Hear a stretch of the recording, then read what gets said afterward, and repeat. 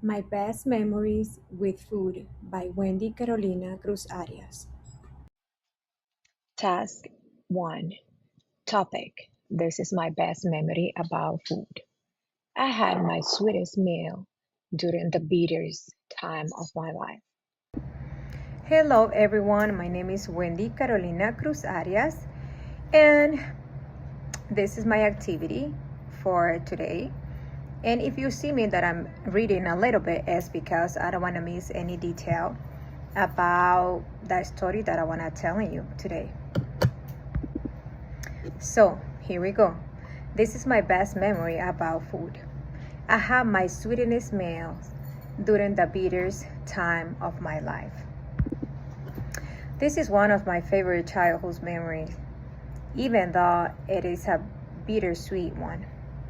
This event took place during one of the most chaotic moments that my country, El Salvador, experienced during the Civil War. I remember that during the war, we lived in Soyapango, in the Los Conacastes neighborhood.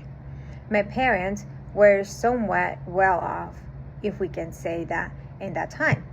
We were the only family who had a two-story house. Then the guerrillas came to force us out of our house because they needed to fire at the army troop from the second floor. Well, we had to leave our house to take a shelter in another house really close to. And top of all that, because we don't have anything, just beans and food, tortillas. That's all the food that we have in that time. But around the third day, people become joining us, filling their house because of the bombardment taking place very close to where we live. Because of that, food began to run low, and we were eating only once a day. But a week later, my dad boss released that my dad and his families were going through. And my dad was his favorite employer, by that way. So probably that's why he's really worried about. I don't know how he managed it, but he sent someone to pick us up and take us to his house while he find a place for us to can live. He lived in the Escalon neighborhood. He was a rich man. He has what his house was a Leroux mansion, and he had a personal chef. I remember that from the very first day we arrived, he told her, "I want you to cook for the kids and spoil them with whatever they want to eat." I realize now that she knew what children love to eat in this country where I live, when I live right now, because I remember so well that the first things she offered to us was bread with peanut butter and jelly. And at that moment, that sandwich tastes like a food sent from heaven. And I imagine that, given the situation where we'd been eating only once a day for several days and having living on nothing with beans and tortillas for about 2 weeks, when I eat that sandwich, I think it was the best things I ever eat. But the funny thing is, nowadays, it is one of the very last and most remote options I could choose for a meal because I don't really like it. So that was a moment that left a deep mark on my life. I will never forget the extraordinary taste of the simple sandwich, and I have never experienced that flavor again.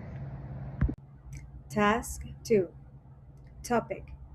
This is the weirdest diet I ever known. Diets that kill. This is the weirdest diet I ever known. Nowadays, there are so many different ideas about how to eat properly and correctly. I heard about many very strange and extreme diets, and one of them associated with a no fatal cases, and is the raw vegan diet. And I know about two influencers that they promote really strong this type of diet. One of those is Sana Sansonova. She was 39 years old, and Carolina Krysik, the 27 years old from Poland. These two women, they promote the raw vegan diet really badly. So, but when both die, they have the same diagnosis. They have a really low weight, and one of those is 22 kilograms when they found that she died, and they don't have a muscles mass. It was they have a severe malnutrition. So this was really extreme diet that these people promote, and they have a 4 beliefs.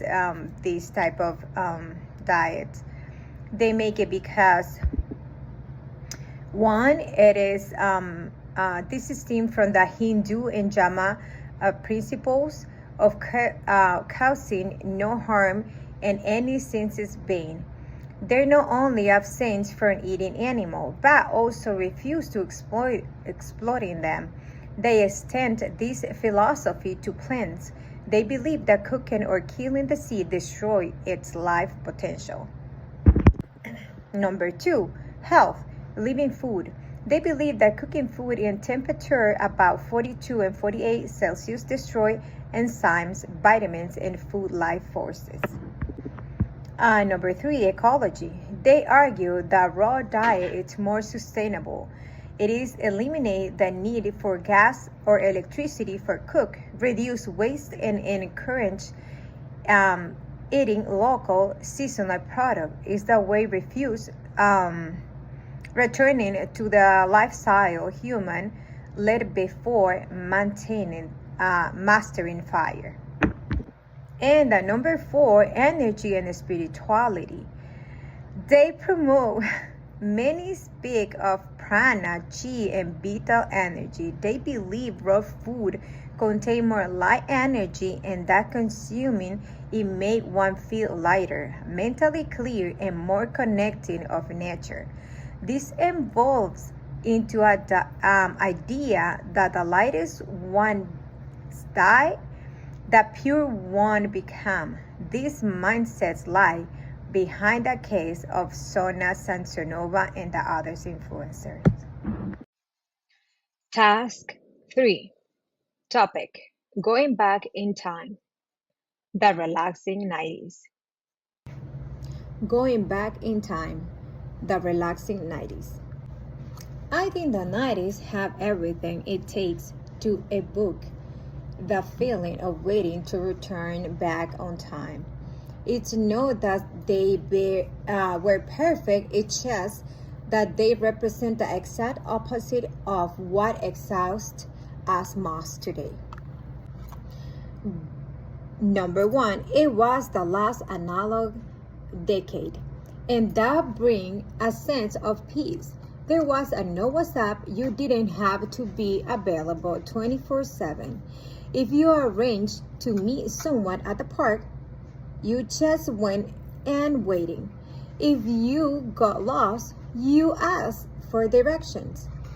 Music wasn't infinity of an Spotify. You have to record it in front of the radio onto cassette tape. There was a bother-on, and a bother-on, it was a spark creativity. Today, everything is about notification and constant comparison. That's why the 90s feel slower, simpler, and more human. And I can say that number 2, optimism without cynicism. The Berlin Wall has fallen. The Cold War was over, and the internet was just beginning, promising to unite us all for the better. There wasn't a climate crisis in news every day. Nowhere there algorithm telling you the world was ending. Movies, TV show, and even commercials were colorful and bit silly. It was the era of the Fresh Prince of Bel-Air, Friends, MTV, and the Teenagers Mutant Ninja Turtles.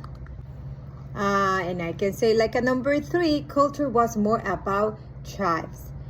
You weren't just a profile, you belong to a group.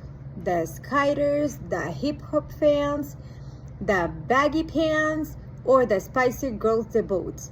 Going to the Blockbuster to rent a movie was an actually event. You bought a magazine just to find out the latest to the sun.